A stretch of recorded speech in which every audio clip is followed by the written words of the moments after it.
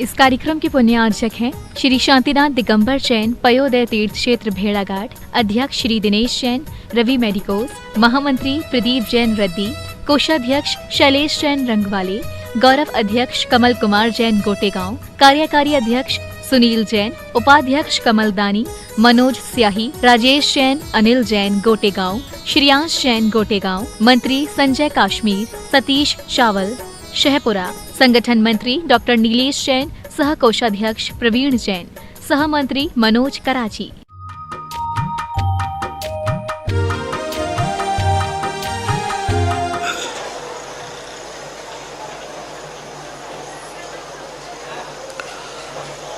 नमो अरिहन्ताणं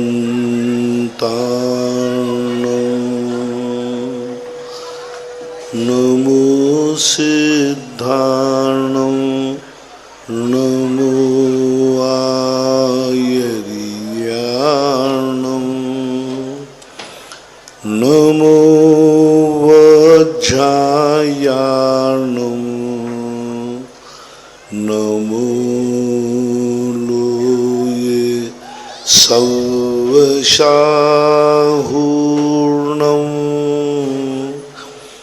पंच परमेष्टि भगवान की आचार्य श्री गुरुवर कुंद कुंद महाराज की, आचार्य श्री गुरुवर विद्यासागर महाराज की, मुनि पुंगव निर्यापक श्रमण मुनि श्री सुधा सागर जी महामुनिराज की,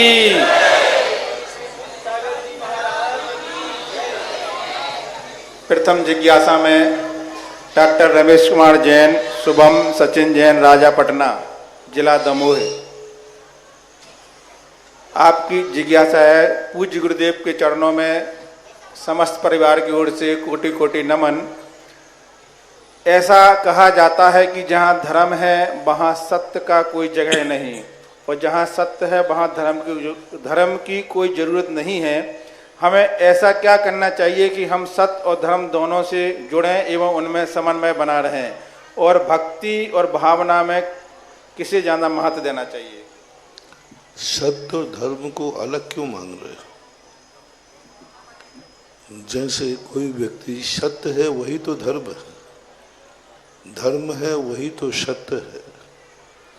सत्य जो वस्तु का स्वरूप है वही सत्य है।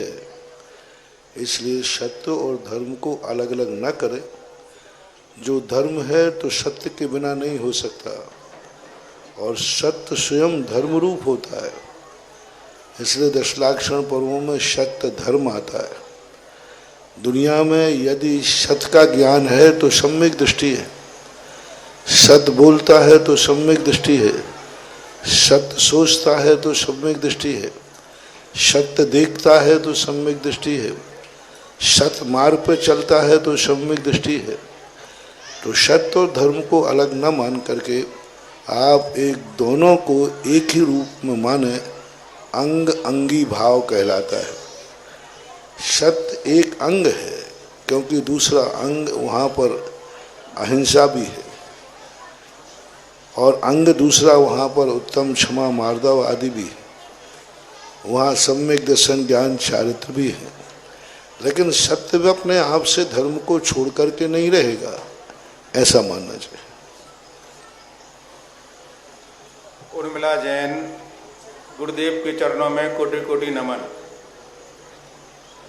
आपकी जिज्ञासा है कि तीर्थ क्षेत्र पर जो इष्ट गुरुदेव की जन्मभूमि तीर्थ दर्शन के लिए वाहन दान करने का क्या पुण्य होता है? देखो, हर चीज का जो भौतिक उपयोग है, भौतिकता कोई धर्म के लिए नहीं बनाई जाती, लेकिन वो ज्ञानी व्यक्ति है जो उस भौतिकता से धर्म कमा लेता है।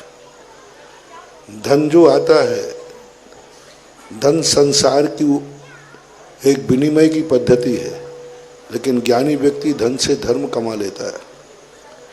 आंखें देखने को मिलती हैं, लेकिन ज्ञानी व्यक्ति भगवान की मुद्रा देखकर पुण्य कमा लेता है।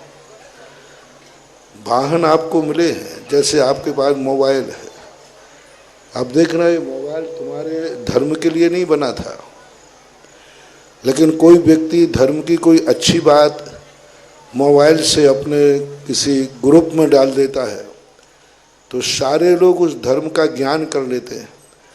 अब मोबाइल तो सामान के लिए बना था, लेकिन एक ज्ञानी व्यक्ति ने मोबाइल को धर्म का साधन बनाया। ये जो लाइव टेलीकास्ट होता है, आपके घरों में टीवी हैं, वो प्रवचनों के लिए नहीं बने थे, ये वीडियो आदि सब प्रवचन के लिए नहीं, लेकिन ज्ञानी व्यक्ति ने, जो उन ज्ञानी व्यक्तियों ने मन बनाया कि जब ये लाइव चल रहा है, टीवी है, क्यों ना हम गुरु के प्रवचन सारी दुनिया को लाइव दिखाएं। अब टीवी पर कुछ ना कुछ तो आएगा, कुछ ना कुछ तो आएगा, लेकिन ज्ञानी ने कहा कि नहीं, मेरे गुरु के प्रवचन आएंगे। बोलो तुम्हें क्या पैसा चाहिए, बोलो तुम्हारी क्या आवश्यकता है। तो अब बनाई थी टीवी संसार के और कार्यों के लिए, लेकिन ज्ञानी ने टीवी को लाइव प्रवचन दिखा करके सारे विश्व में कितना बड़ा पुण्य कमा लिया। एक साधु 2 शब्द बोलता है, उतनी जिसकी उसके गले में आवाज़ है, उसके बाद माइक लग गया, उसके बाद देखो इतने ही बोल सकते हैं जो पंडाल में है।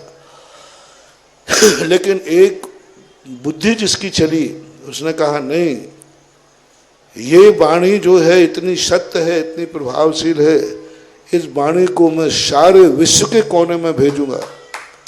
और उसने लाइव का प्रयोग कर लिया। अब जो लाइव चलाते हैं 1 महीने का प्रवचन, कितना पुण्य कमा रहे। मैं प्रवचन दूंगा तो पंडाल में बैठे लोगों को ही सुना सकूंगा, इतना ही है, इतना ही प्रवचन है। लेकिन जो लाइव टेलीकास्ट करा रहे हैं मासिक पुण्यार्जक अपने धन से, वो सारे विश्व के लोगों को सुना रहे हैं, इनका पुण्य कितना बड़ा ज्यादा होगा। स्वयं भली एक ग्वाले ने एक शास्त्र मिला उसको, वो पढ़ के नहीं जानता था, लेकिन वह शास्त्र उसने मुनिराज को भेंट कर दिया। इतने करने मात्र से वह बताते हैं सेठ सुदर्शन हुआ महान ज्ञानी। इतने करने मात्र से कुंद कुंद स्वामी के रूप में आए। मात्र स्वयं ने कुछ नहीं पढ़ा, दूसरे महाराज को दे दिया। अब भली स्वयं प्रवचन नहीं सुना, लेकिन सारे विश्व को लाइव के माध्यम से प्रवचन सुना दिया। इसने इतना पुण्य कमा लिया कि अगले भाव में ये जन्म से ही अवध ज्ञानी होगा, जन्म से ही शुद्ध ज्ञान का प्रबलता होगी। थोड़ा पढ़ेगा, एक बार पढ़ेगा, सब याद हो जाए, क्योंकि ज्ञान का उपशम बढ़ जाए। अब यह उपयोग, ऐसे ही आपने वाहनों का उपयोग किया, वाहन तुम्हारे लिए बनाए थे, मंदिर के लिए नहीं, तीर्थों के लिए नहीं। लेकिन ज्ञानी कहता है कि मैं वाहन का उपयोग तीर्थ क्षेत्र पे करूंगा। तीर्थ क्षेत्र पे जो यात्री आएंगे उनके लिए मेरा वाहन रहेगा, उनके लिए वाहन रहेगा। मेरे लिए, मेरी तरफ से मैं वाहन भेंट करता हूँ, जिसमें अभिषेक करने वाले आएंगे। चातुर्मास में मेरे गुरु के भक्त बैठ के आएंगे, वो तकलीफ में नहीं रहेंगे। अब ऐसा पुण्य, ऐसा वाहन जो धर्म क्षेत्रों में गाड़ी आदि भेंट करते हैं, तीर्थ यात्रियों के लिए यात्रा कराते हैं, किसी तीर्थ पर कहते हैं गाड़ी को परेशानी नहीं होना चाहिए, मेरी तरफ से गाड़ी भेंट करते हैं। ऐसे लोग ही, रावण के पास एक कौन सा विमान था, पुष्पक विमान। वो पुष्पक विमान कहाँ से मिल गया उसको? ऐसे ही घूमने के लिए आज तुमने एक धर्म यात्रियों के लिए, सुबह किसी एक व्यक्ति ने गाड़ी बोली थी ना कि ये गांव है, हाईवे दूर है, वहाँ से यात्रियों को आने जाने में दिक्कत नहीं हो। अब उसने इतना पुण्य बना लिया कि एक दिन उसके पास आने जाने के लिए पुष्पक विमान होगा। ये धर्म को दी हुई गाड़ी बीज बनी और उसमें फल क्या लगेगा? पुष्पक विमान। इसलिए जो भौतिक वस्तुएं आपके पास हैं उन पर प्रयास करना चाहिए, मेरी यह वस्तु कितना धर्म के काम आएगी। मैं अपने मोबाइल से कितना धर्म करा सकता हूँ, मैं अपने लाइफ से कितना धर्म करा सकता हूँ, मैं अपने धन से कितना धर्म करा सकता हूँ, मेरे पास जो गाड़ी घोड़ा है मैं इससे कितना 24 घंटे में कितना धर्म के कार्य में ले सकता हूँ। जो जो वस्तु तुम्हें पुण्य कर्म के उदय से मिली है उस वस्तु को कितना ज़्यादा तुम धर्म में उपयोग कर सकते हो वह पुण्यानुबंधी पुण्य है। और पुण्य के उदय में जो वस्तु मिली है उसको यदि संसार के पाप के कार्यों में प्रवेश करते हो तो ये पापानुबंधी पुण्य है। इसलिए धर्म कार्य के तरफ भौतिकता को मोड़ देना, भौतिक संसाधनों को धर्म में उपयोग करना, ये बहुत बड़े अपने आप में पुण्य के कारण बनता है। अर्पिता धांधला, गुरुदेव के चरणों में कोटि कोटि नमन। आपकी जिज्ञासा है सर्वघाती और देशघाती स्पंदन में क्या अंतर है? सर्वघाती वो शब्द ही बता रहा है, सर्वघात करने वाला। संपूर्ण रूप से जिस गुण के पीछे वो ढांकता है उसको किंचित मात्र भी प्रकट नहीं होने देता। कोई ने आंखों के ऊपर पट्टी बांध दी, ऐसी गाढ़ी पट्टी बांध दी, कुछ नहीं दिख रहा है। देशघाती वह कहलाता है जिसमें कुछ तो दिखता है। कोई पतला कपड़ा बांध दिया तो स्पष्ट तो नहीं दिख रहा है, जिलेटिंग बांध दी स्पष्ट नहीं दिख रहा है, लेकिन बिल्कुल भी नहीं दिख रहा है, शुभ बात नहीं। ऐसे कर्म जो अपने प्रतिपक्षी गुण को पूर्णतः ढक देते हैं वो सर्वघाती कहलाता है। जैसे इस समय केवल ज्ञानावरणी कर्म, अवधि ज्ञानावरणी कर्म, मनः पर्याय केवल ज्ञानावरणी कर्म, ये आवरण हमारे सर्वघाती हैं, किंचित मात्र भी प्रकट नहीं होने दे रहे।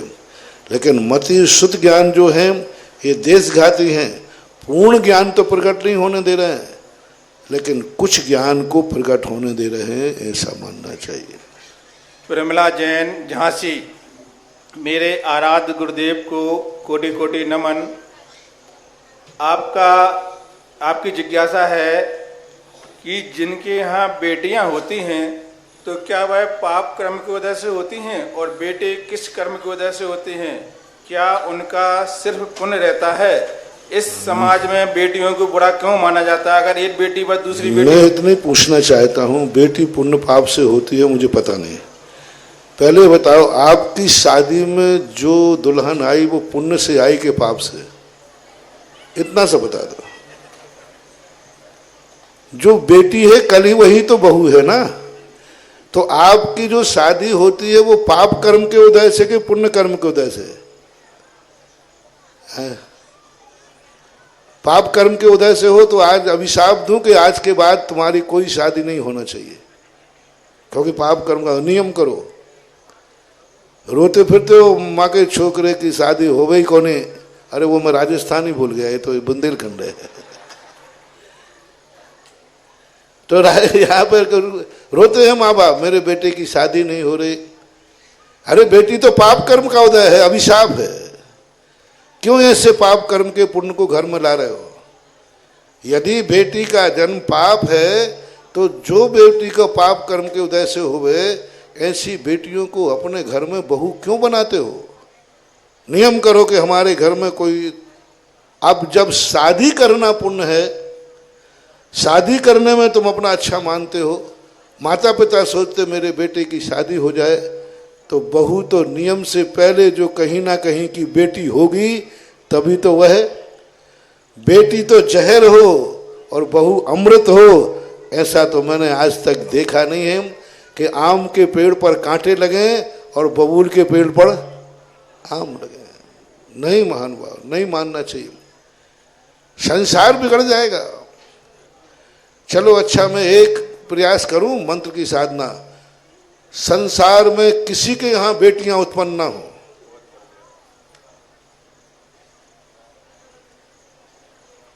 सबके यहां छोरे छोरे उत्पन्न हो। आप सपोर्ट करो तो मैं आज से ही साधना शुरू करूं, और मुझे तुम्हें मालूम है कि शांतिनाथ भगवान मुझे वरदान दे देंगे, पक्का है। सबका शेयर करो, सब मुझे इस बात का सहमति दें कि आज के बाद ये पूरे संसार में किसी के यहाँ बेटी पैदा नहीं होगी, क्योंकि बेटी का उत्पन्न होना अभिशाप है, पाप है। हाथ उठाऊं? और बिल्कुल पक्का कह रहा हूं, मैं कर भी दूंगा। पर एक ध्यान रखना, किसी के यहाँ बेटा किसी के यहाँ बेटी, ये मेरे से नहीं होगा। या तो सब लोग नियम कर लो कि आज के बाद किसी के यहाँ बेटी पैदा हो ही नहीं, सब बच्चे बच्चे पैदा होंगे, छोरे छोरे होंगे। सोचो कभी ऐसा हो तो क्या हो? बोलो ना, क्या होगा? सारा संसार मिट जाएगा, सारी गृहस्थी मिट जाएगी, बर्बाद हो जाओगे। प्रकृति का बैलेंस है। संसार में ना बेटा शुभ है ना बेटी अशुभ है। संसार को ही अशुभ मानो, ना बेटे के चक्कर में पड़ो ना बेटी के चक्कर में पड़ो। जो मैंने शक्कर पी है वो तुम पी लो, झगड़ा टंटा खत्म। उस चक्कर में पड़ते क्यों? देखो बढ़िया आराम से, ना बेटी की चिंता ना बेटे की चिंता, ना ये विकल्प के बेटी होगी कि बेटा होगा, ना हमें बेटी चाहिए और ना बेटा चाहिए। यदि संसार में जी रहे हो तो ये दोनों बातों के लिए कभी मन में नहीं लाना चाहिए। जो आया है वो जीवात्मा है। शरीर की परिणति है, ठीक है, व्यवहारिक दृष्टि से तुम लोगों को मन में ऐसे भाव आते हैं, लेकिन तत्व दृष्टि से यदि सोचो तो जीवात्मा है, जीव है, सब चलता रहता है। ऐसा नहीं मानना चाहिए, क्योंकि हर व्यक्ति बेटी चाहे नहीं चाहता, बहू चाहता है। हर व्यक्ति बहू चाहता है, बेटी नहीं चाहता। ये उसका सोच है। बिना फसल बोए, बिना बीज बोए फसल को चाह रहा है, कैसे संभव होगा? ऐसा नहीं है।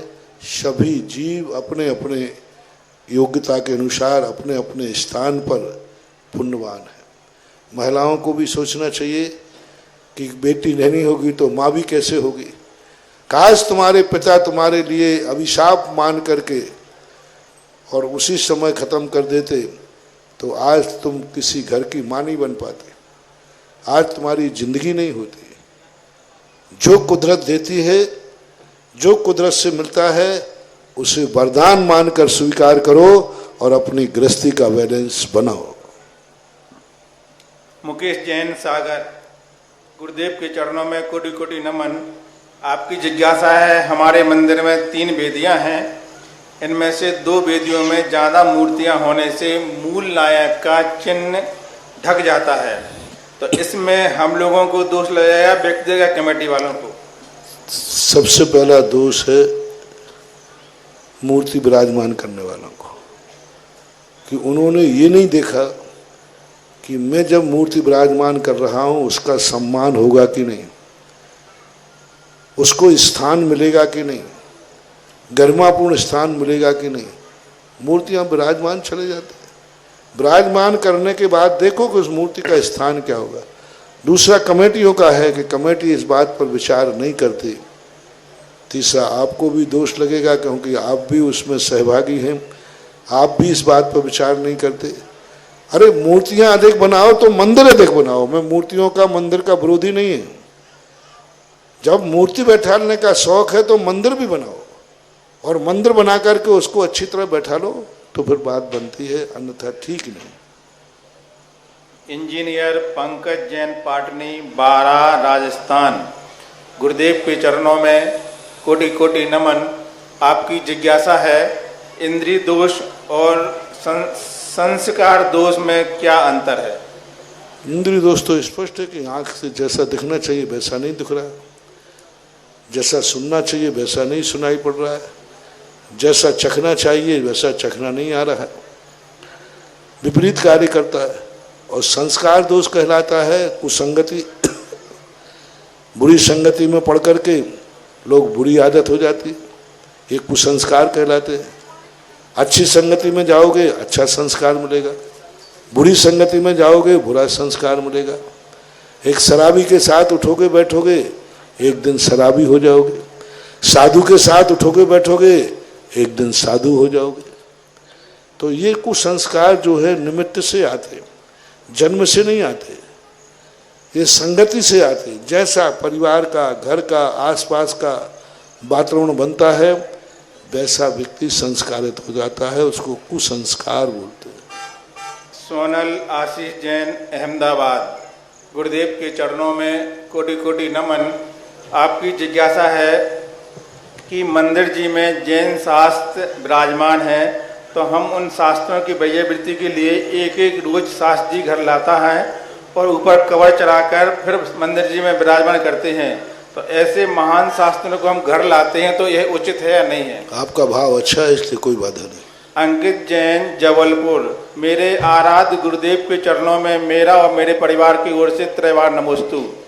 आपकी जिज्ञासा है, हमारे घर में अगर कुछ अच्छा कार्य ना हो पा रहा है, नौकरी आदि में व्यवधान आ रहा है, घर में क्लेश आदि है, संकट से घिरे हैं, तो घर में कोई ना कोई बीमार रहता है, तो आपको इसमें कई लोग कहते हैं कि आपके घर में कोई ऊपरी बाधा है और आपका घर में कुछ ऐसा है जो कुछ अच्छे होने से रोकता है। ऐसे तरह तरह के उपाय बताते, झाड़ फूंक आदि। तो महाराज जी, ऐसी स्थिति में हम अपने महानुभाव, आपको कोई ऊपरी बाधा नहीं है। जो कुछ बाधा है सब अंदर की है। ऊपर की बाधा कोई होती ही नहीं है, ऊपर से कोई बाधा करता नहीं है, सब अंदर की बाधाएं हैं। पूर्व भाव में तुम ऐसे गलत कर्म करके आए हो, तभी लोग जाकर के उतनी परेशानी में पड़ते हैं। 6-7 महीने 8 दिन जब ऋषभ देव को आहार नहीं मिला, तो लोग यही समझने लग रहे हैं कि इनके पीछे कोई भूत लगा है, कोई भूत लगा है जो इनको आहार नहीं करने देता। लेकिन अंदर की बात ये थी कि पूर्व भाव में बंधा हुआ कर्म ही इनका भूत था। वो कर्म पूरा हो गया, आराम से हो गया, कुछ नहीं महानुभाव। ऊपरी बाधाएं ऐसी नहीं होती हैं। ये ऊपरी बाधाएं उन्हीं को होती हैं जो ज़्यादातर कर्मों से परेशान होते हैं, स्वयं खोटे कर्म करते हैं। देखो, 2 जगह कभी भूत नहीं आते। बड़े आदमियों को कभी भूत नहीं लगते। जिसका व्यापार धंधा अच्छा चलता है उसको भूत नहीं लगते, क्योंकि उसको फुर्सत ही नहीं है। जो भूत किनको लगते हैं? जिनके घर में कमजोरी हो, धंधे पानी में घाटा लगे, फेल हो जाए, ये बैठे ठाड़े के। और ज़्यादातर ये भूत प्रेत आदियों की चर्चाएं भारत में ही है। जेल में किसी को भूत नहीं आता। मैंने कई जेलों में गया प्रवचन करने, उनसे मैंने कहा यहाँ कोई भूत मूत आता है? बोले महाराज कोई नहीं आता, एक आध को आता है, 2-4 डंडे पड़ते हैं तो डंडे ही महाभूत उतर जाता है। हाँ, वो डंडे पड़ते सब भूत उतर जाते हैं। तो ऐसी बातों पर विश्वास नहीं करना। अपने पूर्व में जो कर्म किया है खोटा, उसको अच्छी तरह भोगो और उसको अच्छी तरह से विचार करो कि मेरा खोटा कर्म है या मुझे भोगना पड़ेगा। आगे मैं ऐसा खोटा नहीं करूँगा तो भूत अपने आप उतर जाता है। राजा जैन, सिवनी। पूज्य गुरुदेव के चरणों में कोटि कोटि नमोस्तु। आपकी जिज्ञासा है, जब कल्याण मंदिर स्तोत्र आदि का विधान करते हैं तो उसमें संस्कृत में लिखे काव्य के साथ हिंदी में लिखा अनुवाद भी रहता है, तो काव्य को हम लोगों को केवल संस्कृत के काव्य के साथ बस अर्थ चढ़ा देते हैं, हिंदी का अनुवाद नहीं पढ़ते, तो सही है कि गलत है? सही है, संस्कृत का ही पढ़ना चाहिए। उसी में शक्ति है, ताकत है। जो चीज़ संस्कृत में लिखी गई है वह मूल, उसमें भाव है, ताकत है, एनर्जी है। अनुवाद तो मजबूरी में पढ़ना चाहिए, ठीक है, अर्थ निकालने के लिए, पढ़ना जरूरी नहीं है। डॉक्टर साकेत जैन, बाकल, बोहरीबंद। गुरुदेव के चरणों में कोटि कोटि नमन। आपकी जिज्ञासा है, अवना भावी संबंध क्या होता है? कृपया समझाने की कृपा करें। अवना भावी संबंध क्या होता है? जहाँ वह है वहाँ वह है, जहाँ वह नहीं है वहाँ वह भी नहीं। जैसे जहाँ जहाँ धुआं है वहाँ वहाँ अग्नि है, और जहाँ जहाँ अग्नि नहीं है वहाँ वहाँ धुआं भी नहीं है। ये अविनाभाव संबंध कहलाता है। जहाँ पर व्यक्ति को सम्यक दर्शन है तो सम्यक ज्ञान जरूर है, ये अविनाभाव संबंध है। जहाँ पर सम्यक चारित्र है वहाँ सम्यक दर्शन, सम्यक ज्ञान जरूर है। इस व्यक्ति को केवल ज्ञान हुआ है क्योंकि यह मुनि था। आज कौन सा दिन है? आज सोमवार है, तो अविनाभाव संबंध बनाए। कल रविवार था और कल मंगलवार का, आज मंगलवार है ना, आज मंगलवार है, कल सोमवार था, कल बुधवार होगा। ये अविनाभाव संबंध कहलाते हैं। तो जिनके नियम होता है कि ऐसा ही होता है, ऐसा। राजेंद्र जैन, मेरठ। गुरुदेव के चरणों में कोटि कोटि नमन। आपकी जिज्ञासा है, अभी अष्टानका का पर्व चल रहा है, शिक्षक महामंडल आदि प्रारंभ होने वाले हैं। इसमें भाग लेने वालों की चर्या कैसी होनी चाहिए, 8 दिन तक हम लोगों को कैसे नियम पालना चाहिए, कृपया मार्गदर्शन दें, कृपा करें। कायदा तो यही है कि 8 दिन का उपवास करना चाहिए। मूल तो यही, विधान उपवास पूर्वक ही होते हैं। कल्पद्रुम मंडल कोई भी विधान हो, जिस दिन से वो विधान में बैठता है उस दिन से वह अन्न जल का त्याग करता है 8वें दिन तक। मैना सुंदरी ने 8 दिन के उपवास किए थे। चक्रवर्ती जब विधान करता है तो उपवास करता है, पूरा उपवास, जब तक विधान हवन नहीं हो जाता तब तक उपवास होता है। मूल स्वरूप तो यही है। अब इसके बाद आपकी शक्ति नहीं है तो पानी ले लीजिए, और शक्ति नहीं है तो दूध ले लीजिए, और शक्ति नहीं है तो फल ले लीजिए, और शक्ति नहीं है तो एक टाइम रोटी खा लीजिए, और शक्ति नहीं है तो दूसरे टाइम फल ले लीजिए। अब आगे मत बुलवाना है। और क्या करें। पीयूष जैन, बड़ा गांव, धसान। गुरुदेव के चरणों में कोटि कोटि नमन। आपकी जिज्ञासा है, गुरुदेव, जब श्री राम लक्ष्मण के वियोग में विक्षिप्त अवस्था में थे, राजकाज से उदासीन थे, तभी शत्रु ने अयोध्या पर आक्रमण किया। उस समय लव कुश श्री राम को उसी अवस्था में छोड़कर चले गए। क्या उनका राज्य और परिवार के प्रति कोई कर्तव्य नहीं था? नहीं, उस अवस्था में वो छोड़ के नहीं गए। उस समय उन्हें संसार की दशा का ज्ञान हुआ, पलायन करके नहीं गए वो। वहाँ रामचंद्र जी जो थे उस समय वियोग में थे, ठीक है, लेकिन संसार की दशा देखकर एक व्यक्ति एक धन के लिए इतनी मारकाट, राजपाट के लिए इतना सब कुछ, इतना राग, इतना द्वेष, इतना मोह, सब ये क्या है? छोटी छोटी बातों के लिए हम राग द्वेष करते हैं, धन दौलत के लिए हम इतने राग द्वेष करते हैं, हजारों लाशें बिछा देंगे। एक राजा जब युद्ध करके लौटता है तो ये पलायन नहीं है, वो देखता है कि एक राज्य के लिए विजय पताका करके लौटा।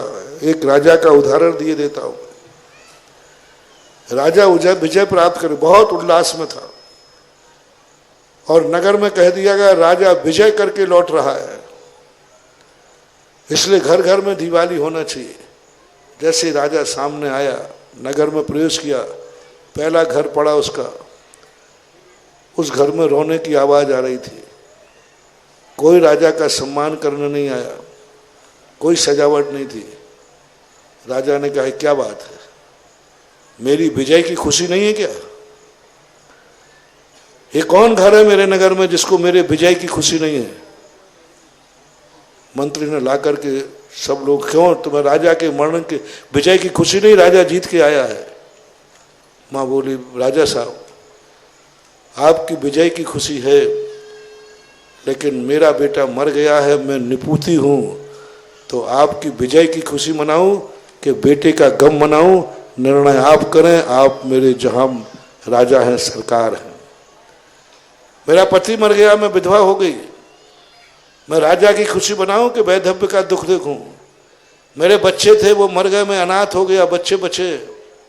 बच्चे कहते हैं, राजा साहब मैं अनाथ हो गया, आपकी विजय खुशी मनाऊं कि मैं अनाथ हो गया? आपकी विजय के लिए मेरा पिता मर गया, आपकी विजय के लिए मेरा पति मर गया, आपकी विजय के लिए मेरा बेटा मर गया।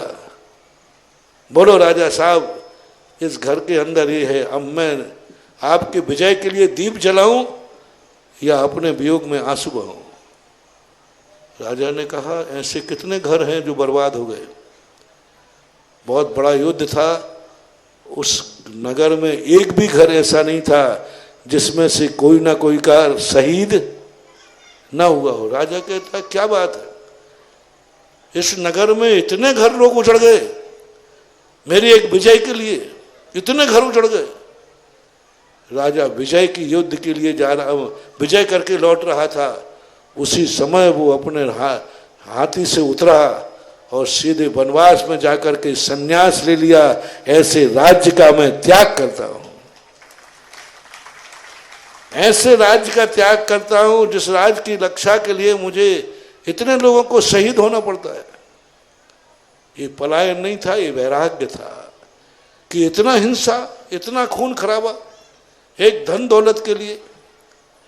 आप लोगों को सोचना चाहिए, लव कुश से शिक्षा लेना चाहिए कि आप लोग छोटे छोटे धन दौलत को अपने माँ बाप से झगड़ा कर लेते हैं, छोटे छोटे धन दौलत के लिए भाई भाई से झगड़ा कर लेते हैं, परिवार में झगड़ा करते, थोड़े से धन दौलत के लिए, थोड़ी जायदाद के लिए। ये पलायन नहीं था, ये झगड़ा करने वालों के लिए एक शिक्षा थी। जो लव कुश ने किया वही प्रशंसनीय है, वही करने योग्य है। बोलिए ईश्वर के परमति सहकारी शांतिनाथ कुंथनाथ रहना नेमिना चंदाप्रभु भगवान की, संत शिरोमणि आचार्य गुरुदेव विद्यासागर जी महाराज की, पूज्य निर्यापक स्मरण मुनि श्री सुधा सागर जी महाराज की, और ईश्वरवारा के प्रभारी मुनिराज पूज्य मुनि श्री पूज्य सागर जी महाराज की। आज जिन्होंने 71 कलश रुपए की राशि के माध्यम से, आज जिन्होंने 15 कलश रुपए की राशि के माध्यम से सर्वतोपद जनालय में एक प्रतिमा विराजमान करने की गुप्तदान में भावना भाई है, आपके भावों की बहुत बहुत अनुमोदना करते हैं। पहली जिज्ञासा श्रीमान पवन जी जैन सागर अपनी जिज्ञासा करेंगे, तैयार रहेंगे। अमन जैन बीना। नमोस्तु गुरुवर। गुरुवार मेरी जिज्ञासा है कि अपन विधान में खड़े होने के समय अगर अपने परिवार में कोई सूर हो जाती है तो अपन क्या करें? हाँ, सूतक सूर होता है तो विधान में खड़े सूर सूतक हो जाते, क्या करो उस समय खड़े समय? विधान में खड़े होने के बाद सूर सूतक होने पर आपको कोई सूर सूतक नहीं लगता। सूर सूतक होने के पहले यदि आपने शकलीकरण करा लिया है तो फिर कोई दोष नहीं, शकलीकरण नहीं कराया है तो बात अलग। इसके बाद अमन जैन बीना, तैयार रहें। गरिमा जैन ईश्वर बारा।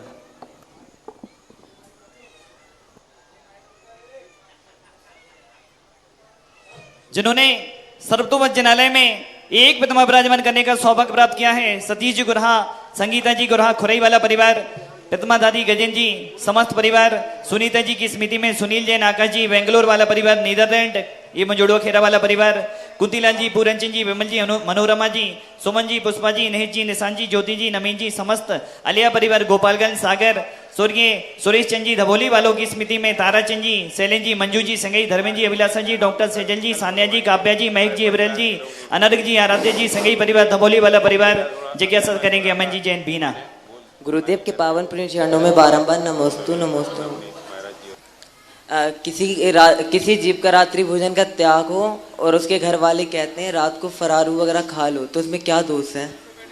खा लो रात्रि भोजन का दोष है, घर वाले के फरारू खा। देखो क्या होता है,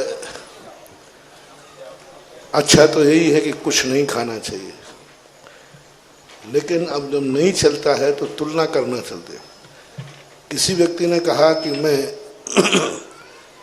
आलू और अंडे दो चीजों में से एक छोड़ सकता हूं, दोनों अभक्ष है, तो क्या छुड़ाना चाहिए? हैं? पहले अंडे छुड़ा दे, तो आलू का समर्थन नहीं है। यदि नहीं छोड़ पा रहा है तो अनाज की वस्तु खाने में सबसे ज्यादा दोष लगता है, क्योंकि सबसे ज्यादा जीव अनाज की वस्तु में, दाल सब्जी पूरी साग होती है, इसमें जीव सबसे ज्यादा पड़ते हैं। आप एक फल रख देना और एक दाल रोटी रख देना और लाइट जला देना, देखना सबसे ज्यादा जीव तुम्हें दाल रोटी पे मिलेंगे, फलों के ऊपर नहीं मिलेंगे। मिलेंगे उस पर भी, लेकिन उनकी मात्रा कम होगी। तो दाल रोटी अन्न की वस्तु में ज़्यादा जीवों की हिंसा होती है। अन्न की गंध से ये लाइट के जीव सबसे ज़्यादा उसमें गिरते हैं, इसलिए वो दोष है। इन चीज़ों में कम है, लेकिन दोष तो है ही। बस कम और अधिक की अपेक्षा से आप छूट मानिए, लेकिन आप यदि फरारी ले रहे हैं तो दोष तो आपका बराबर बनता है। रात्रि भोजन का दोष में आपको कुछ नंबर मिलेंगे, कुछ नंबर कटेंगे। मेरे आराध्य गुरुवर के चरणों में नमोस्तु। महाराज जी, मेरी जिज्ञासा है कि जब आप 1985 में ईश्वरवारा आए थे आचार्य भगवान के साथ, उस टाइम आए थे और महाराज जी अब आए हैं, तब से लेकर अब तक भगवान की एनर्जी में आपने क्या अनुभव किया?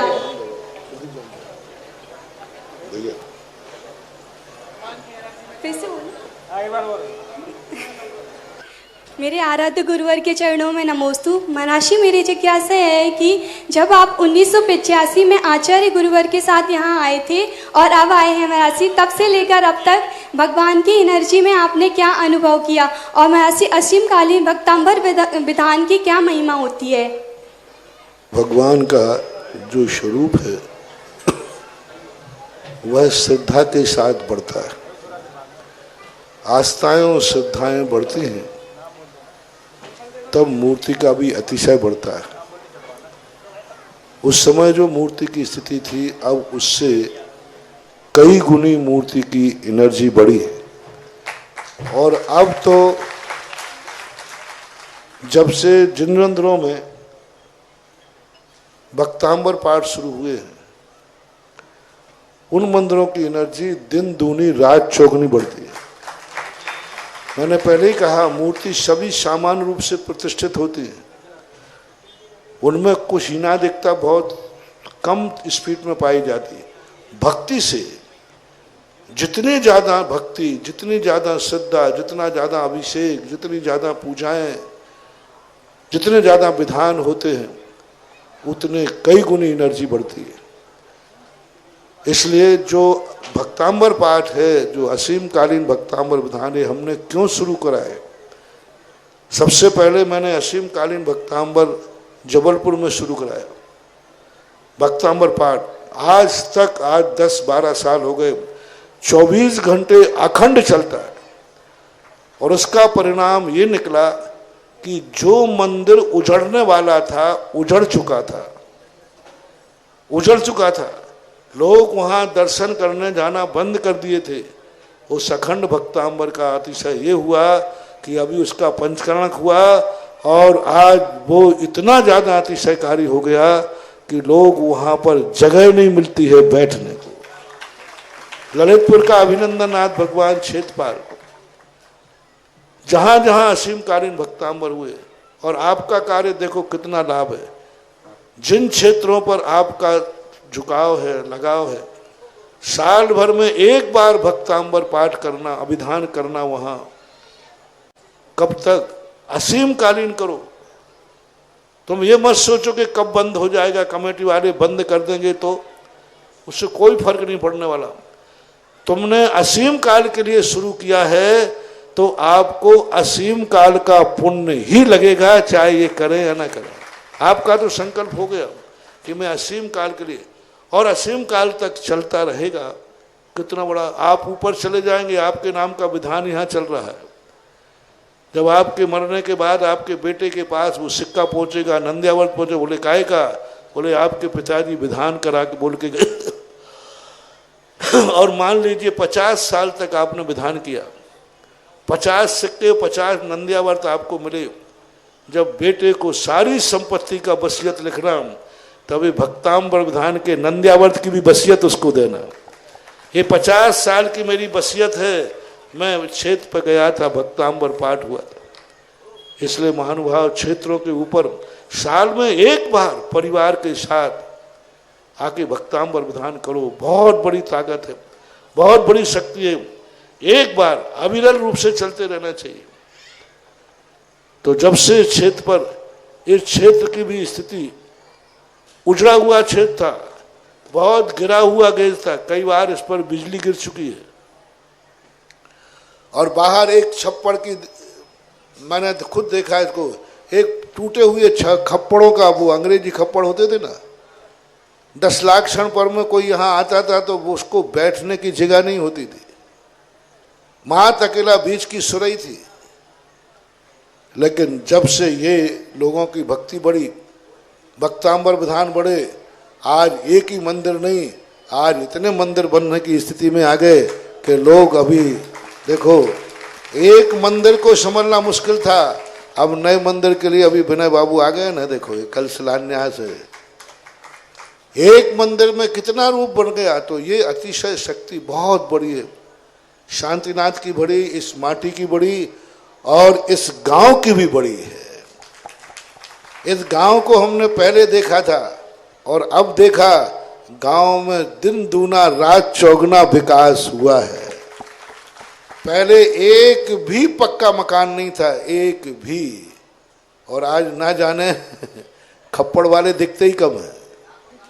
बहुत विकास हुआ सब तरफ से, और होगा। अब एक ये अंतरराष्ट्रीय के रूप में इसकी छवि निकलेगी, तो मूर्ति की एनर्जी, क्षेत्र की एनर्जी दिन दूनी रात चौगुनी बढ़ रही है। और जहाँ मौका मिले वहाँ असीम कालीन भक्तांबर पाठ जरूर स्थापित करना।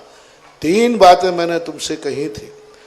किसी भी क्षेत्र हो, उस क्षेत्र पर आपकी कोई ना कोई एक स्मृति रूप कोई चीज होना चाहिए, जो आपको इष्ट क्षेत्र हो, जो आपके गुरु का इष्ट क्षेत्र हो, जो आपके माँ बाप का इष्ट क्षेत्र हो, जो आपसे जो कुछ भी इष्ट क्षेत्र हो, वहाँ आपकी एक स्मृति की चीज होना चाहिए। आप मंदिर बनाए, आप वेदी बनाए, आप मूर्ति बनाए, आप कुछ भी करें, एक छोटा सा काम करें, एक छोटी मूर्ति रखें, लेकिन एक स्मृति चिन्ह होना चाहिए। जब कहीं आप दुनिया में रहें, जो स्मृति चिन्ह आपने क्षेत्र पे छोड़ा है, बस 1 मिनट आपको उसको याद कर करके 9 बार नमोकार मंत्र पढ़ लीजिए। वह आपकी छोटी हुई वस्तु शांतिनाथ भगवान को सूचना देगी, और वहां से एनर्जी लेकर आपको जंगल में जाकर के आपकी रक्षा करेगी। बहुत बड़ी चीज है, बहुत बड़ी शक्ति है। कल मैं बताओ, ध्यान में आएगा तो बताऊंगा, कल शिलान्यास है। जो ईंटें रखते हैं आप, जो सोने चांदी की ईंटें, जो शिलाएं रखते हैं आप, ये आपका एंटीना है, डिक्स है। वो जो हिरीम आपने यहाँ स्थापित किया है, वो आपके लिए, आपसे जुड़ गए। आप जहां जहां जा रहे हैं, वो हिरीम आपको ताकत देगा, बहुत बड़ी शक्ति देगा। कल सुबह ध्यान में प्रवचन में आएगा तो कहूँगा, मैं बताऊंगा कि क्या होता है शिलान्यास और क्यों ये सारे उपक्रम किए जाते हैं। अरे मिस्त्री को मंदिर बनाना है, बना देवे ना, बना दे। क्यों किया जाता है शिलान्यास, क्यों रखे जाते हैं वह यंत्र, इसका एक बहुत बड़ा मनोविज्ञान है, बहुत बड़ा साइंस है। इसलिए ये भक्तांबर विधान अलग करना, जब मौका मिले तब कर देना, जब कभी समय आए तब कर देना, नहीं, निर्धारित तिथि करो। इसी तिथि में, इसी तारीख में मैं हर साल आऊँगा, और जैसे ही तुम्हारी ये तिथि 10-12 साल निकल गई, वो तिथि तुम्हारे वंश के लिए सिद्ध हो गई। जब कभी विधान करना, जब महाराज समय मिलेगा तब कर लूँगा, नहीं। जिस तिथि का एक निश्चित किया, उस तिथि को मांगलिक करो, उस तिथि को शुभ करो। ये तिथि मेरी वो मांगलिक है, इस तिथि में मैं क्षेत्र पे जाकर के भक्तांबर विधान करता हूं, ये मेरी तिथि भक्तांबर की है। जैसे आप कहते हो ना, ये तिथि मेरी शादी की है, सालगिरह, ये तिथि मेरे जन्म के दिन की है, ये तिथि मेरे पिताजी के पुण्य तिथि की है, ये तिथि फलाने स्मृति की है, जो आजकल डे के रूप में मनाते हो।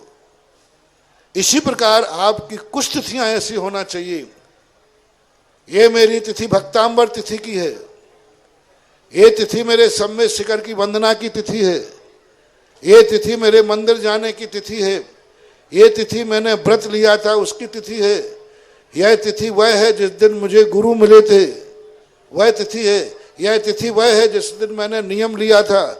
इन तिथियों को जीवित करो और अपने घरों में स्मृति में लाओ। आज का दिन वो पावन है जिस दिन मेरी जिंदगी में धर्म शुरू हुआ था, उनको याद करो, स्मरण करो। हमारे शास्त्रों में लिखा कि मुनि महाराज अपने दीक्षा दिवस के परिणाम को याद रखते हैं जीवन भर। तो ये असीम कालीन जो भक्तांबर होते हैं, ये बहुत बड़ी एनर्जी तुम्हें देती है, और इन भक्तांबरों से क्षेत्रों की एनर्जी दिन दूनी रात चौगुनी बढ़ती है, ये ध्यान रखना। इसलिए 2 चीजें, क्षेत्र पर कोई ना कोई स्मृति आपकी होना चाहिए, चाहे मंदिर हो चाहे मूर्ति हो, और कोई ना कोई आपकी भक्ति होना चाहिए, चाहे आप आवे या ना आवे। इस तिथि में मंदिर में मेरे नाम का भक्तांबर विधान होगा। मैं नहीं भी आ पाऊं, मान लीजिए तुम नहीं आ पाओ, कोई बात नहीं, लेकिन तुम्हारे नाम का विधान होगा। आज सारे क्षेत्रों पर जहां जहां ये चल रहा है, वो सारे क्षेत्र ऐसे हो रहे हैं कि लोगों को बहुत लाभ मिल रहा है। ऐसा नमोस्तु महाराज। पूज्य गुरुदेव के अनंत भक्त टीवी में सर्वप्रथम जिन्होंने 9:40 पर प्रवचन की शुरुआत करवाई और गुरु जी को मालूम भी नहीं था, ऐसे परम गुरु भक्त विनय जी आभा जी अहमदाबाद से आए हुए आएंगे और पूज्य गुरुदेव को श्रीफल भेंट करेंगे, आएंगे श्रीफल समर्पित करें। और योगेंद्र भाई साहब दिल्ली वाला परिवार आप भी आए साथ में, पूज्य गुरुदेव को श्रीफल समर्पित करेंगे।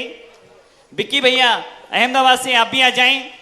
और यहाँ पर असीम कालीन भक्तामृत विधान चल रहा है, जिसमें 400 के लगभग अंतरराष्ट्रीय 5 देशों से नाम आए हैं। यहाँ का विधान एक अंतरराष्ट्रीय विधान है। जो भी यहाँ पर विधान करने का सौभाग्य प्राप्त करना चाहते हैं, 51,000 रुपए की राशि के माध्यम से आपको पीढ़ी दर पीढ़ी हर साल चांदी का नंदावत, चांदी की मुद्रा प्रदान की जाएगी।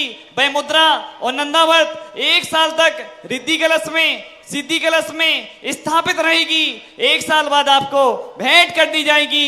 यहाँ महान आश्चर्यकारी डेली विधान होता है, उसमें भी आप पुण्याजक बनने का सौभाग्य प्राप्त कर सकते हैं। जिन्होंने आज 15 कलश रुपए की राशि जमा की है मंदिर पुण्याजक में, वह परिवार है सुकमाल जी, रजीलाल जी, चावल वाला परिवार, आपने 15 कलश की राशि जमा कर दी। और विनय भाई के साथ उनके समधी भी आए और आयुषी विनोद जी समधी, आयुषी बहन और उनके दामाद संभव जी, वो भी पधारे। आप उनके सम्मान में भी जोरदार ताली जाए। ये सब परिवार यहाँ पर मानसिक आशीर्वाद लेने आए, एक बार जोरदार तालियों के साथ अनुमोदना करें। दिल्ली अहमदाबाद सारा इकट्ठा हो गया आज इधर, सम्मान करो, लाओ। जिन्होंने एक मूर्ति की घोषणा की, डॉक्टर संदीप जी, अर्पणा जी, डॉक्टर संतोष जी, शशि जी, कनिष्का जी, भौती जला सपुरी वाला परिवार जिन्होंने एक मूर्ति की घोषणा की, मनी जी, तेंदुखेड़ा मरखेड़ा वाला परिवार, बेगमगंज, लोकेश जी, गोपाल जी, बर्धमान कॉलोनी, सागर, पुष्पा जी, प्रकाश चंद जी, संदीप जी, सोनू जी, विवेक जी, समस्त परिवार सिलवानी, सुनील जी, क्रांति जी, पथरिया वाला परिवार, नेमीचंद जी, ठेकेदार परिवार अशोकनगर, गजेंद्र जी, ब्रह्मचारी गजेंद्र जी, पद्माधारी परिवार सागर, संभव जी इधर आ जाओ, इंदिरा जी, पूजन जी, रवि कुमार जी, सुनीता जी, उत्कर्ष जी, अंकिता जी, आकाश जी, ज्ञानवी जी, सोदिया परिवार जड़ोखेरा, हुकुमचंद जी, जयंती जी, बरोदिया वाला परिवार, गुलाबचंद जी, सुभाष चंद जी, कमलचंद जी, संजय जी, बरोदिया वाला परिवार, राजीव जी, मंजू जी, कुशाक जी, पिसून जी, मंजरी जी, अंजलि जी, महेश्वरी जी, परी जी, प्रमन जी, मानक चौक वाला परिवार, कन्हैया लाल जी की स्मृति में गौरी बाई जी, वंदना जी, राकेश जी, राहुल जी, सजल जी, मेघ जी, निधि जी, मेघा जी, परिधि जी, सागर वाला परिवार, पद्मा जी, अनुज जी, रुचि जी, अंकित जी, प्रिया जी, प्रवचन कराना बेगमगंज वाला परिवार, पठा वाला परिवार बेगमगंज, कुंदन लाल जी, राजन जी की स्मृति में सनमत कुमार जी, जयंती जी, प्रमोद जी, सीमा जी, अर्चना जी, अरविंद जी, रूबी जी, संकित जी, अभी जी, आदिश जी, अपूर्व जी, अनन्या जी, समस्त परिवार, अखिलेश जी, रितेश जी, जरजी जी, सुलोचना जी, गीतिका जी, गदियाना वाले और ललितपुर, आपने राशि भी जमा कराने का सौभाग्य प्राप्त किया। अमित जी, वर्षा जी, शशांक जी, अरंजी जी, मेरठ परिवार उत्तर प्रदेश, कुलदीप जी, नीरू जी, समता जी, सृष्टि जी, न्यूयॉर्क परिवार, प्रेमचंद जी, समस्त परिवार, आप सभी के भावों की बहुत बहुत अनुमोदना करते हैं। ईश्वर वाला क्षेत्र एक महान से बड़ा क्षेत्र है। गौतम भैया, महिला वर्ग से भी 1-2 महिला आ जाएं और महिलाओं का सम्मान करते हैं। आभा जी का, उनकी बेटी का, उनकी बहुरानी का, आगे आ जाएं। एक असीम काली भक्तों और विधान में नाम आया है। आशा जी, अतुल जी, अंजना जी, आशी जी, एसी जी, एस जी, वर्धमान ट्रैक्टर्स पार्ट सागर परिवार, बाहुबली कॉलोनी सागर। अब आयुषी में इधर आ जाओगे फटाफट। जिन्होंने 2,11,000 रुपए की राशि नगद जमा की, यहाँ की प्रतिमा के लिए राजेंद्र कुमार जी, प्रबंधक छेदपाल मंदिर ललितपुर, आपके भी भावों की बहुत बहुत अनुमोदना करते हैं। इसके बाद जिज्ञासा के लिए तैयार रहेंगे सौरभ जी, सोदा कलश परिवार सागर। देखिए सृष्टियों का सम्मान चलता है, घोषणाएं भी चल रही और आपकी तालियों की माला इतनी होनी चाहिए कि देखो ये लोग अहमदाबाद, बंबई, दिल्ली सब जगह छोड़ करके आए सिर्फ इसलिए कि गुरु की पावन जन्मस्थली है जहां पर जय कुमार का जन्म हुआ था और जिसने संपूर्ण विश्व में जय जयकार गुंजायमान की है। ऐसे संत शिरोमणि आचार्य गुरुदेव विद्यासागर जी महाराज के आज्ञावर्ती शिष्य यहाँ पर आते थे। जिज्ञासा समाधान का कार्यक्रम चल रहा है, श्रेष्ठियों का स्वागत भी चल रहा है और आपकी तालियों की माला उनके गले तक पहुंच रही है। साथ ही जिज्ञासा के लिए आवाज दे रहा हूं, हमारे योगेंद्र जी खेकड़ा अपनी जिज्ञासा रखना चाहते हैं महाराज जी के पास। ये भी बहुत बड़े उद्योगपति हैं, परम गुरु भक्त हैं, अभी 3 दिन पहले आए थे, आज पुनः इस क्षेत्र की वंदना करने के लिए एक बार जोरदार तालियों के साथ माइक इनके हाथों तक पहुंचाएं। नियति जी, आशा जी जन्म दिवस मुंबई वाला परिवार भक्तांबर विधान के लिए। हाँ बोलिए, चलो नीचे आ जाओ जल्दी जल्दी। हाँ बोलिए। परम पूज्य गुरुवर, आज मेरा सौभाग्य था, मैं गौतम भाई के साथ गांव में उनके घर गया था और ये परम सौभाग्य था मेरा।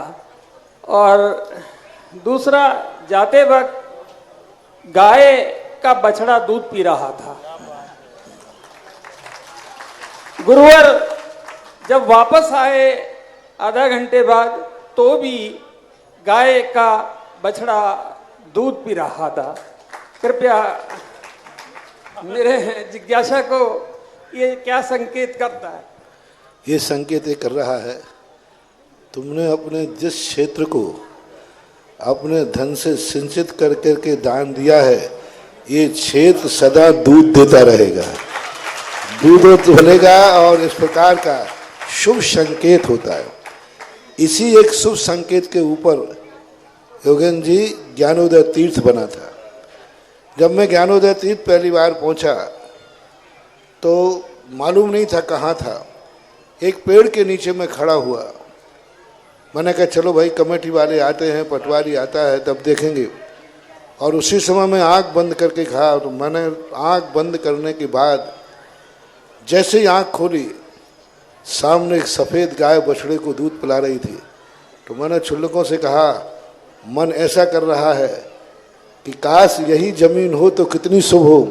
इतने में कमेटी आए, बोले जमीन यही है। जय हो जय हो जय हो। मैंने उसके बाद और उसके दूध को देख करके आज ज्ञानोदय तीर्थ देख लो, विश्व का सबसे बड़ा कीर्तिमान स्थापित कर रहा है। और उस गाय ने उसी समय संकेत दे दिया था कि यहाँ जो चीज़ बनेगी और जो चीज़ बनाएंगे उनका क्या हाल होगा, किस प्रकार के।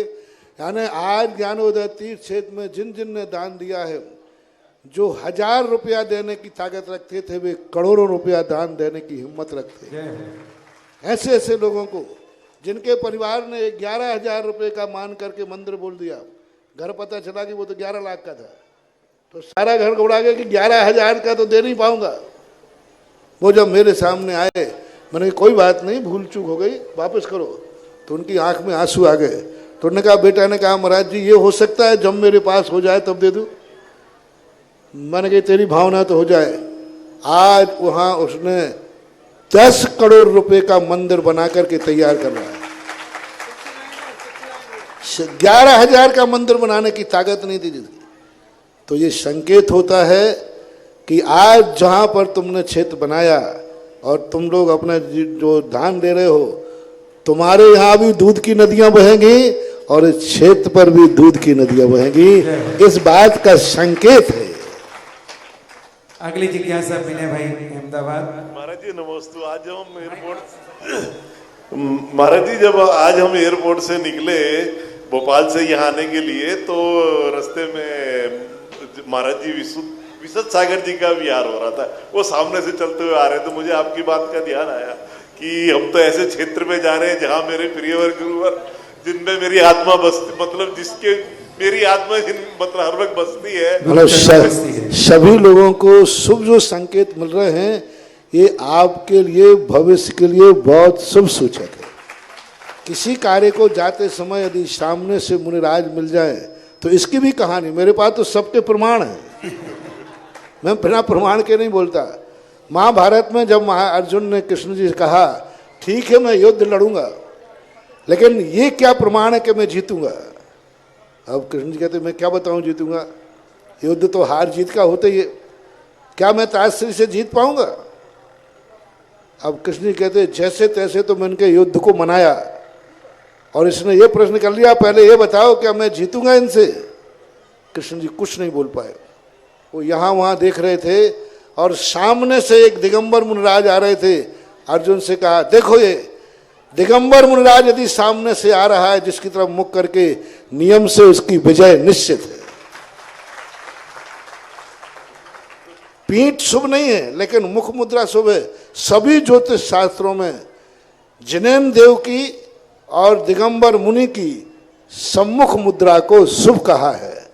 तो ये आपके लिए भी शुभ संकेत है, यानी शुभ ही शुभ हो रहा है, शुभ ही शुभ होने वाला है। महाराज जी ये क्षेत्र तो ऐसे ही बनेगा क्योंकि आज पूरे वर्ल्ड में आपका नाम है, और मतलब सब जितना वर्ल्ड में आप छाए हुए हो उससे कहीं ज्यादा होती तो जगह ही ऐसी है, जो आएगा उसका सब बेड़ा पार होगा ही होगा। इतना अतिशयकारी क्षेत्र हो रही है। बंधु कल प्रातःकाल यहाँ पर नित्य में सिद्ध चक्र महामंडल विधान होगा, विधान के साथ साथ हवन होगा। हवन के पश्चात महाराज की मंगल तीसना का लाभ लेंगे, और लगभग यहाँ पर 45 स्थानों पर शिलान्यास का कार्यक्रम यहाँ पर चलेगा, जो लगभग 2 घंटे तक पूरी पहाड़ी पर महाराज जी के समय शिलान्यास होगा। आप लोग यथाशीघ्र अपने टाइम से पहुंचेंगे।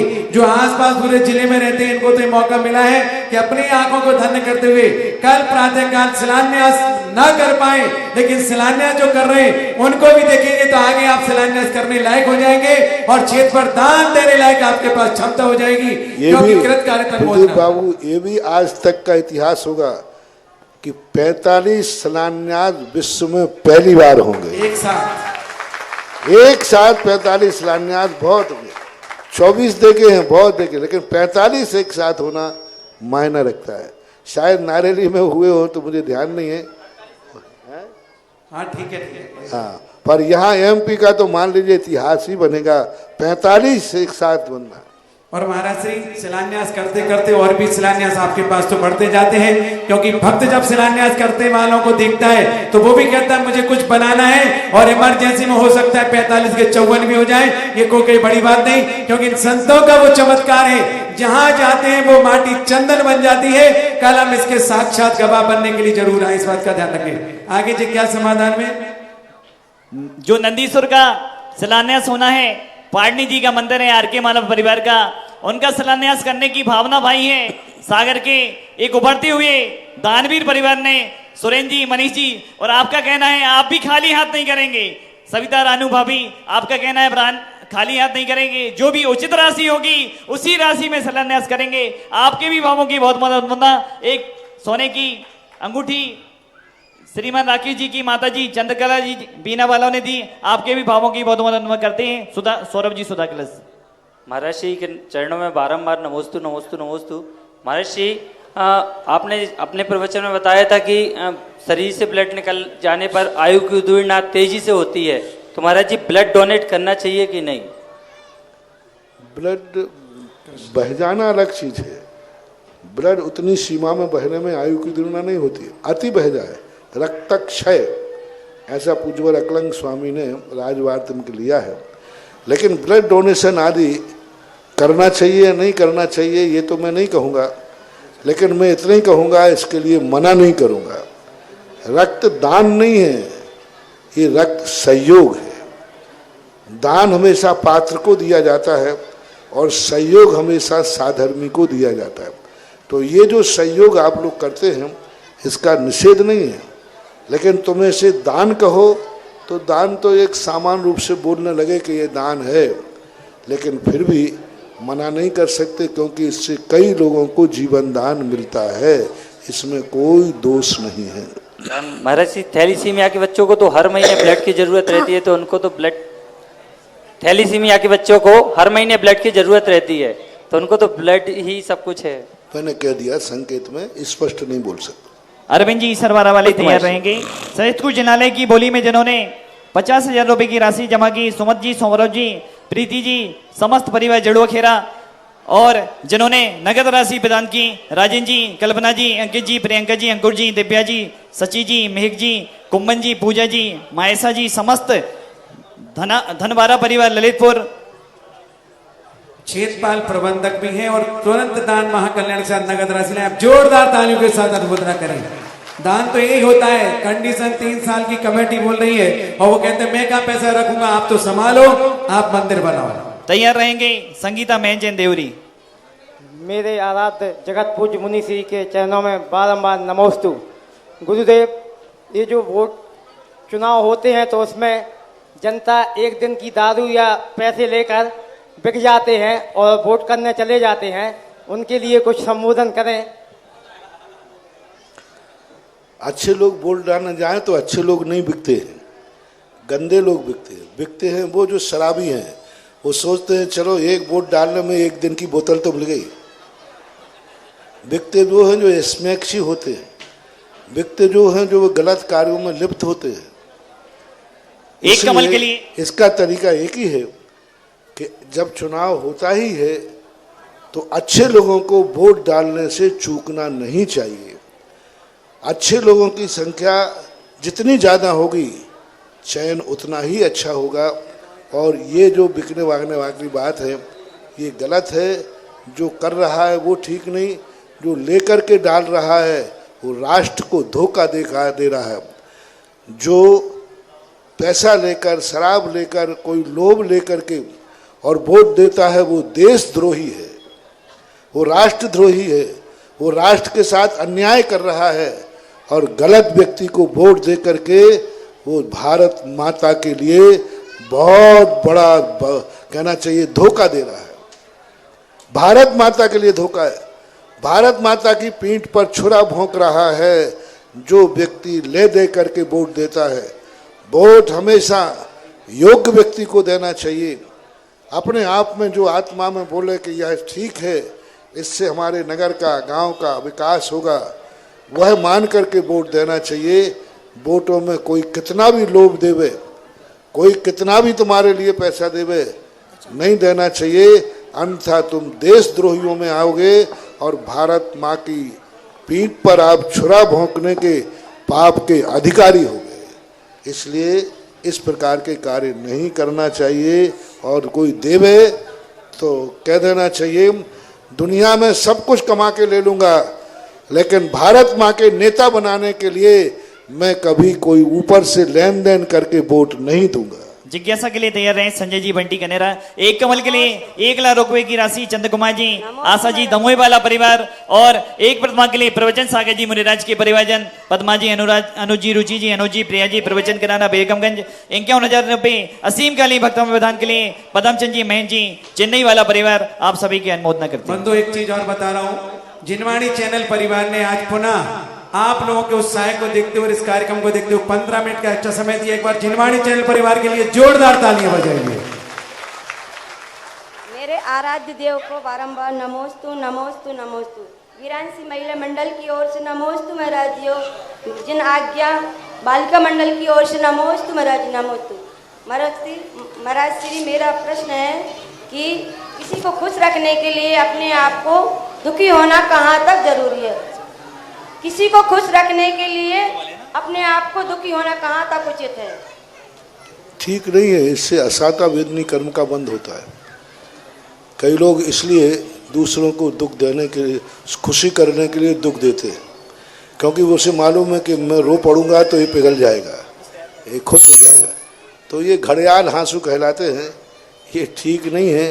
लेकिन कभी कभी क्या करे, बच्चा नहीं मानता है तो माँ रो देती है तो बच्चा भी चुप होकर सो जाता है। तो ये चलता रहता है। मेरे आराध्य गुरुदेव के श्री चरणों में बारंबार नमोस्तु। महाराज जी, हम लोग आहारचर्या के दौरान व्यवस्था में रहते हैं। महाराज जी, हम लोगों से व्यवस्था के दौरान श्रावकों को ऐसा वो लगता है महाराज जी कि हम लोग इसका, लेकिन जिस ढंग से आप लोग आहारचर्या में भीड़ करते हैं ये परंपरा ठीक नहीं है। मुझे लगता है कि इस परंपरा में अब आपको नहीं, मुझे ही चेतना पड़ेगा और मुझे ही 2-4 बार अंतराय करेंगे, सब ठीक हो जाएगा। महाराज जी, हम लोग, मैं यही सोच रहा हूँ कि आप अच्छी तरह मान जाएं, जिस ढंग से आप लोग भीड़ करते हैं, जिस ढंग से आप लोग इकट्ठे होते हैं, आहार देने वाले व्यक्ति को कभी एक दूसरे से टच नहीं होना चाहिए, एक दूसरे के शरीर का स्पर्श नहीं होना चाहिए, इतनी दूरी पर स्थान रहना चाहिए। आप लोग तो ना शुद्धि देखते हैं, अब आप भीड़ में आगे खड़े, पीछे वाला अशुद्ध लोगों से छू गया, सब अशुद्ध हो जाता है। तो ये गलत हो रहा है, अच्छा नहीं। बस कुछ दिन और देखता हूँ, फिर 1-2 बार ऐसा होने पर अंतराय करना पड़ेंगे। बिना हमारे अंतराय किए बिना तुम ये संता मानने वाली महाराज जी, हम लोग व्यवस्था में, इसलिए मेरा आप सबसे कहना है, जनता से, कि व्यवस्थापक को व्यवस्था करना ना पड़े, तुम स्वयं सेवक बन जाओ। इस ढंग के भीड़ में धक्का मुक्की करके व्यवस्थापकों को अनुशासन के बाद आहार देते हो, कोई पुण्य नहीं लगना, किंचित मात्र भी पुण्य नहीं लगना। पाप ही बंद होगा, अशुभ ही बंद होगा।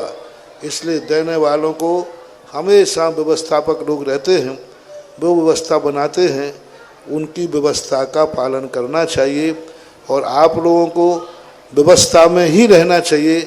व्यवस्थापक लोग क्या करते हैं, दूसरे को तो रोक देते हैं और स्वयं चुपचाप दे देते हैं।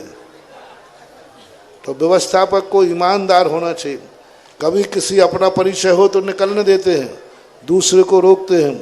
तो बॉडीगार्ड को ईमानदार होना चाहिए, रोका है तो सबको रोकना चाहिए, अच्छे भाव से रोकने में कोई बाधा नहीं। तैयार रहें जूली जैन ईसरवारा, जिन्होंने एक कमल की घोषणा की। देखो, जहां त्यागी वृत्तियों का दान लग जाता है, वह क्षेत्र दिन दूना रात चौगना बढ़ता है। 10वीं प्रतिमाधारी सविता दीदी, बाल ब्रह्मचारिणी माया दीदी, कुरवाई भोरासा से आपने एक कमल की घोषणा की। आपके भी भावों की बहुत बहुत अनुमोदना करते हैं। तैयार रहें जूली जैन ईसरवारा। देखो, आज की बात है, बहुत सारे गांव के श्रावक जन पूज्य गुरुदेव के दर्शन करने के लिए आए। उन्होंने भी कहा कि यहाँ का एक अतिशय हम गांव वाले भी जानते हैं।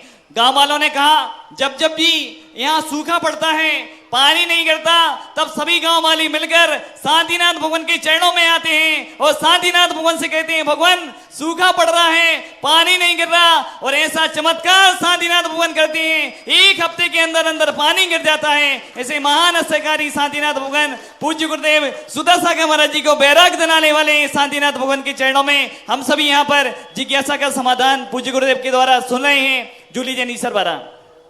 मेरे आराध्य मेरे भगवान के चरणों में बारंबार नमोस्तु नमोस्तु नमोस्तु। गुरुवर, मेरा प्रश्न है, जो अपना जैन धर्म का चिन्ह होता है, जिसके नीचे लिखा रहता है परस्पर गुरु जीवाना, उसमें पंजे का निशान रहता है, उसका क्या अर्थ होता है? मैं राशि बताने की कृपा करें। 3 लोग के नक्शे में जो 5 पंजे का उसका क्या था? अभय का प्रतीक। 3 लोक में जो पंजे का निशान है, वो कांग्रेस का चुनाव चिन्ह का प्रचार नहीं है। हाँ, ये तो बहुत पहले अभय का प्रतीक है। यानी एक जीव दूसरे जीव को दुखी ना करे, एक जीव दूसरे को भय पैदा ना करे, परस्पर में एक दूसरे को निर्भय करे कि चिंता मत करो, मैं तुम्हारे साथ हूँ। दूसरा कहे, आप भी चिंता मत करो, हम दोनों एक साथ हैं। तो ये अभय का प्रतीक कहलाता है, अहिंसा का प्रतीक कहलाता है, इसलिए हाथ का चिन्ह बनाया। प्रतीक्षा लाभांशी अंकुर कॉलोनी सागर। और तैयार रहे नेमीचंद जी देवरी, विमल सागर जी महाराज के गिर जीवन के मामा जी आए हुए हैं। गुरुदेव के चरणों में बारंबार नमोस्तु नमोस्तु नमोस्तु। गुरुदेव, मेरी जिज्ञासा है कि शिक्षा, धर्म, जॉब और एजुकेशन में और रिलेटिव के बीच हम अपने जीवन में सामान्य चिंता मुक्त सामान्य जीवन कैसे स्थापित करें? मेरी जिज्ञासा है कि शिक्षा, धर्म, जॉब और एजुकेशन के बीच चिंता मुक्त जीवन कैसे स्थापित करें? जॉब और एजुकेशन के बीच तो चिंता मुक्त जीवन कैसे स्थापित करें? इन सब का एक ही वजह है, जो अपने आप में जो शिक्षाएं हैं, धर्म है, जीवन है, जॉब है, इन सबको परस्पर में एक दूसरे को निषेध नहीं होना चाहिए। ऐसे संस्कार लें जिससे धर्म नाश ना हो, ऐसा धर्म करें जिससे शिक्षा अच्छी मिले, ऐसी आजीविका कमाएं जिससे हमारे धर्म को नाश न हो, धर्म को मूल करके और सारे कार्य चारों तरफ घूमना चाहिए। हमारा आचार विचार जिसमें भ्रष्ट ना हो, ऐसी आजीविका करें। हमारी संस्कृति नाश ना हो, ऐसा एजुकेशन प्राप्त करें। हमारा कोई प्रकार की इस प्रकार की जो हमारे आचार विचार हैं उनमें हमारा कुलाचार भ्रष्ट नहीं होना चाहिए, ये हमेशा ध्यान रखना चाहिए।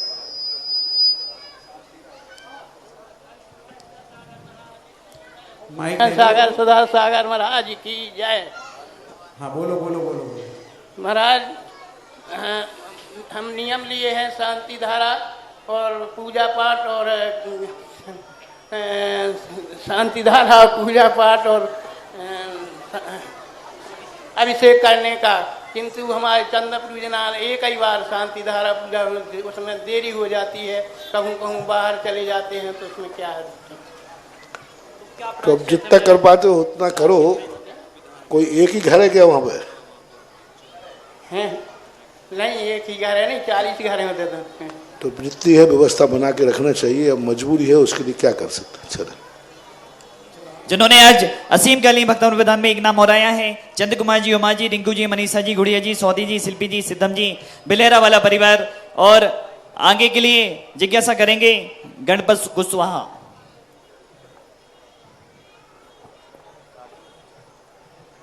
गुरु जी के चरणों में कोटि कोटि प्रणाम। मुनिवर जी, मैं पहली बार जब मैंने आपके दर्शन किए तो मेरे अंदर एक भाव जागा कि कुछ ना कुछ मैं प्रण लूँ आपको अपने जीवन के अंदर। तो मैंने प्रण लिया कि मैं जिंदगी भर रात्रि भोजन त्याग दूँ और का नाम से लहसुन प्याज त्याग दूँ। मेरा जन्म इसी ईश्वरबार में हुआ है। मैं वर्तमान में भोपाल में रहता हूँ। तो प्रभु ये बताएं कि मुझे कि मैं जैन कैसे बनूंगा, या मुझे कुशवाहा समाज छोड़ना पड़ेगा, या जैन बनने के लिए और मुझे क्या करना पड़ेगा?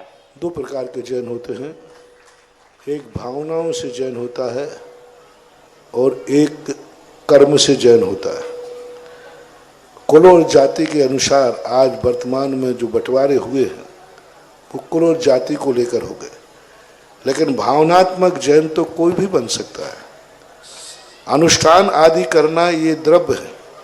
भावों से अहिंसा को धारण करना, भावों से त्याग करना, भले आपको अभिषेक करने मिले या न मिले, भले आप पूजा ना कर पाए, भले मुनियों को आहार न दे पाए, लेकिन अहिंसा का यदि आपने अंदर संकल्प कर लिया है तो आप भाव से तो जैनी बन ही गए। और जो भाव से इस भाव में जैनी बन जाता है वह अगले भाव में किसी जैन कुल में ही जन्म लेता है। ये तुम्हारा भविष्य है। एक प्रतिमा के लिए मालती देवी जी, मंजीश जी, सुधा जी, मनीष जी, दीप्ति जी, प्रस्मादित्य एकत्व, दिव्यांशी आगम, सहेली मैचिंग सेंटर परिवार जबलपुर वालों ने आपके भी भावों की अनुमोदन करते हैं। हम चलते हैं गुरु जी की आरती करने के लिए। हमारे योगेश जी खेकड़ा, विनय भाई, आभा जी, उनके समधी विनोद जी, दामान संभव जी, वो सभी मिलकर के आएंगे और आज गुरु जी की आरती करेंगे। देखो ये बच्चा अपनी जेब से कुछ पैसे लाया दान देने के लिए, जोरदार ताली हो जाएगी इसकी भावनाओं के लिए। क्या नाम है इसका? जावाणी के ज्ञान ते सूझे लोकालोक, शोभाणी मस्तक धरो सदा दे ढूंढो, ही जिनवाणी भारती तोय जपो दिन रेत, जो तेरो शरणा गए सोफा में सुख चैन, देव बजु अरिहंत को पुरुषेवा निर्गंध, दया धर्म पालो सदा यही मोक्ष का बंध, सब मंत्रों में सारे हैं महामंत्र नवकार, आप सभी मिलकर जपो मंत्र नौवार। पहले कैसर के थोड़ा लोग आप लोग पीछे हो जाए ताकि सृष्टियों को आरती करने का सौभाग्य अच्छे से मिल सके। देखो कितने अच्छे सृष्टि स्वयं उतर के नीचे पहुंच गए। सुधा सागर की गुण आकर की शुभ मंगल दीप सजाएंगे, हम आज उतारे आरतिया। जय हो भक्ति के साथ भाई साहब।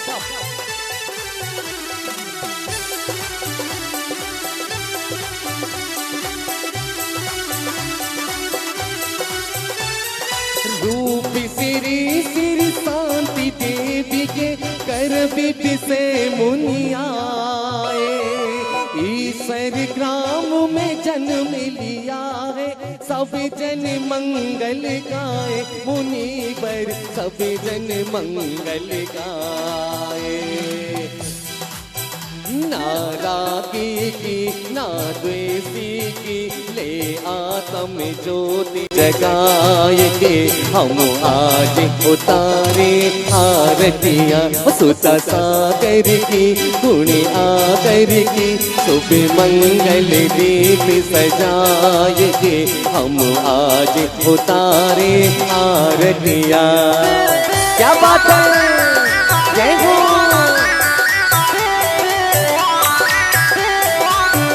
ओ दुर उपवास व्रतों के धारी, आत्म ब्रह्म विहारी, खड़गदार से विपत्ति पर चलकर शीतलाचार्य निवारी, गुरुजी शीतलाचार्य निवारी।